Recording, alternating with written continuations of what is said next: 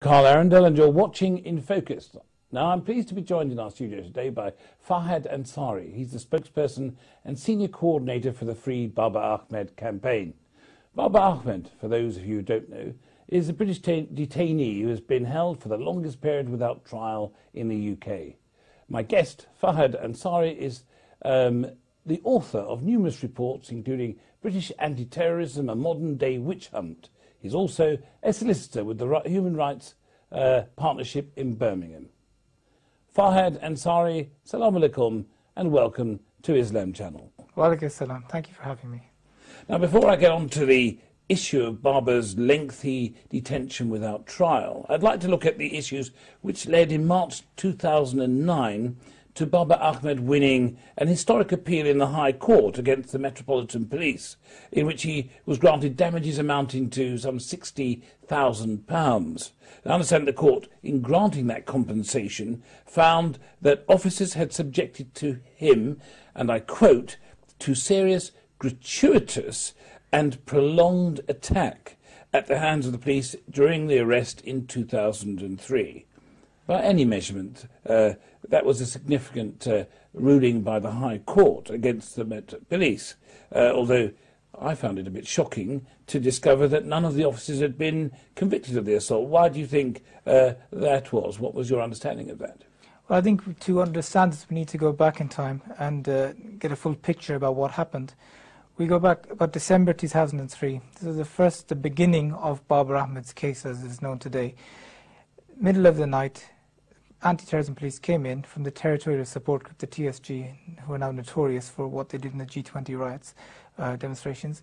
They broke down his door, came into his house in the middle of the night while he was sleeping, charged up the stairs and pushed him to the ground against the window, which smashed, and then began subjecting him to a very severe assault. At the end of the raid, Babar had over 73 injuries, 2 life-threatening. He had blood in his urine, he had injuries in his ear canal, very serious injuries. He was examined by consultants who said that this was likely to have taken place as a result of a severe beating. Now, Babar was held for 6 days while his DNA samples, his fingerprints, all the documents seized were examined. His fingerprints and DNA were sent to Pakistan, to Russia, to America for analysis to see if it checked up with any of their intelligence. His home was raided, his father's home was raided, his brother's home was raided. All of this evidence was gathered, and then he was released after 6 days without charge. Without charge? Without charge. Now, Babar began a campaign to expose this kind of police brutality. I should mention one serious issue, which was one of the reasons it became such a famous case, was that during the course of the assault, the police placed him in the Muslim sajda position of prostration, with his forehead on the ground and his hands by his side. And as they kicked him and pushed him, they said, "Where's your God now? Why don't you pray to him?" Now, these are the words that resonated in the hearts of every single Muslim who has an ounce of faith in him. Whether they practice or they don't practice, this is something, a challenge to where is your God now. So Babar, motivated by this and what happened to him, more than the injuries, it was this attack on the religion, he began a campaign to expose what's happening with these issues. And it wasn't just him, there's many similar cases, but not so severe. The police, the Crown Prosecution Service, carried on investigating the case. And then in July, they decided that there was insufficient evidence to prosecute Babar with any crime whatsoever. Now, Babar carried on with the case against the police, and it took him many, many years. But as you pointed out, in 2009, he brought a civil action against the police when they finally admitted, the Metropolitan Police, the Commissioner, admitted at the High Court everything that I've just mentioned, that they subjected him to this attack. Point by point, blow by blow, punch by punch, he admitted what they did. He admitted they put him into the prostration position and they yelled at him, "Where's your God now?" They admitted all of this and they gave £60,000 in damages. Now, one would assume that where the Commissioner has made this admission that prosecutions would follow, which they did. But we had a case in the Crown Court in this May 2011, which lasted 5 weeks. During the course of that case, you had medical evidence, consultants' reports, you had witness evidence, you had Babar's own evidence, you had an audio recording of his house, which picked up the raid. You had CCTV footage of him being brought into the police station in a distressed state, tired, barefooted. You had all this evidence, yet the jury took less than 1 hour to conclude that the officers were not guilty. Everyone was quite shocked, even the judge.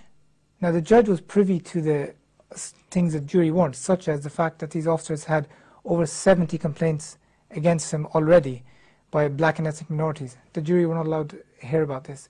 The judge knew about the admission and the settlement of £60,000. The jury did not know about this.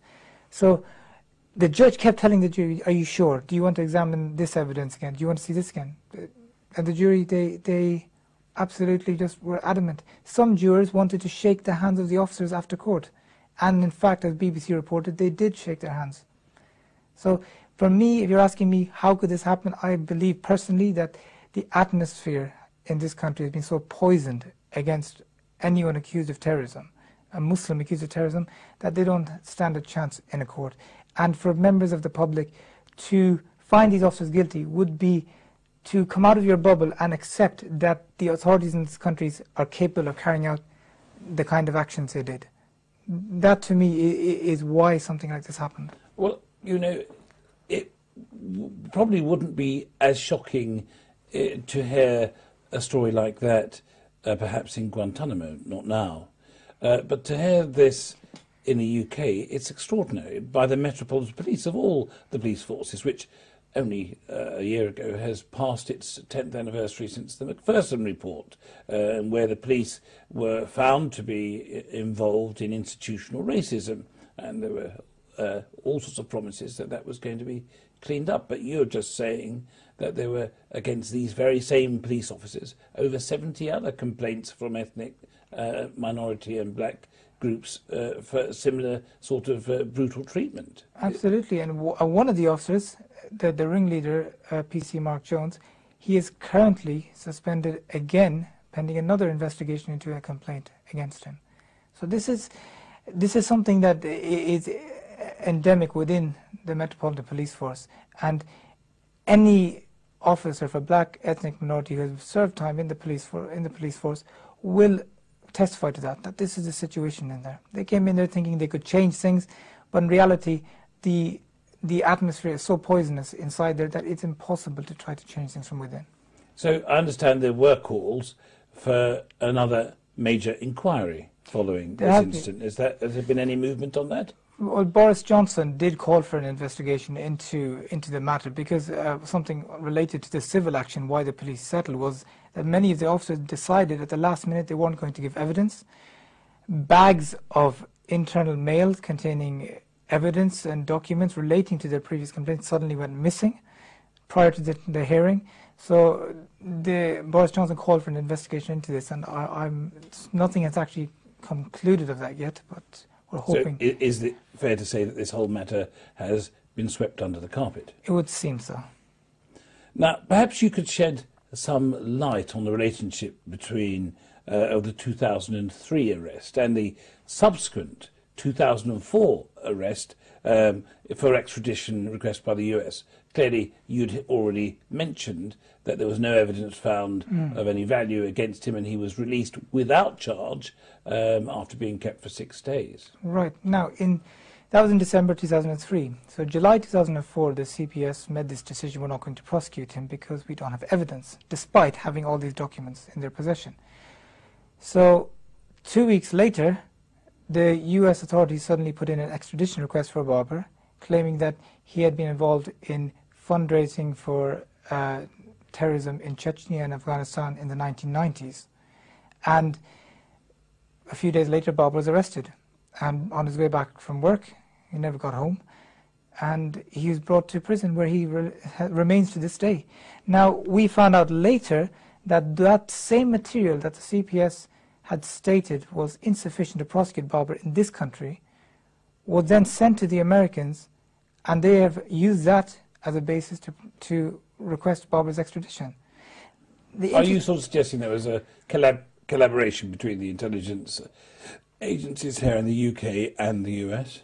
Well, it seems very clear that there's a 2-week gap here, where a gap of a few weeks between one government deciding we don't have enough evidence to prosecute him and another government requesting that extradition. Now, even more sinister is the fact that these charges, these allegations, relate to the late 1990s. Now, throughout the late 1990s, there was no extradition request made. It was not made in 2001. It was not made post 9/11. It was not made 2002. It was not made 2003 after the raid. Because until that time, the laws in this country was that any extradition request, you had the right to challenge that evidence in a court of law. You could say, if someone says, Carl, I think you're guilty of 9/11, I'll say, hold on, show me your evidence. I can challenge that. I wasn't in the country, I was here. Now what happened then was the extradition treaty 2003 between the UK and US, which meant that you don't have to show that evidence anymore. You just need to make an accusation, and because of the relationship of trust and confidence between Britain and America, we can surrender our citizens to the United States. So it's just interesting that the US never sought his extradition for these offences in the past, but suddenly the new treaty comes in, and bang, the first extradition request for Babar Ahmad. The timing is sinister. Now, I think we've pointed out that Babar Ahmad is the longest serving British detainee in the UK jails without trial. He's now in his 8th year here. How is it that he's in jail here and not in the United States? Well, he was arrested here, and there's they have some level of due process where you can challenge the extradition. Now, in the British courts, that ended 4 years ago, where the courts here said he needs to be extradited because the law says he can be extradited. So Babar has appealed to the European Court of Human Rights, saying that his human rights will be violated if he's sent to the United States. Europe has the case under consideration for the last 4 years. So it's only last year that they decided the case was so strong that it required a full hearing by all the judges. So at this week, the UK had their final chance to bring in submissions, so we're expecting a decision in the next few months. And that decision could mean that Babar faces trial in the US or is freed, is that? Well, they will make a decision whether to send Babar to the US would violate his human rights. Now, Yeah. if they find that it would, well, then the obligation is on Britain to release him, because really he should have been released on bail all this time. You're talking about 7 years of a man's life. That is the equivalent of a 14-year criminal sentence. Even if he was convicted in this country of those allegations, he probably would have got a 4-year sentence and then served 2 and been released. Instead, he served the equivalent of 14 years. There's rapists, there's murderers who get out for less.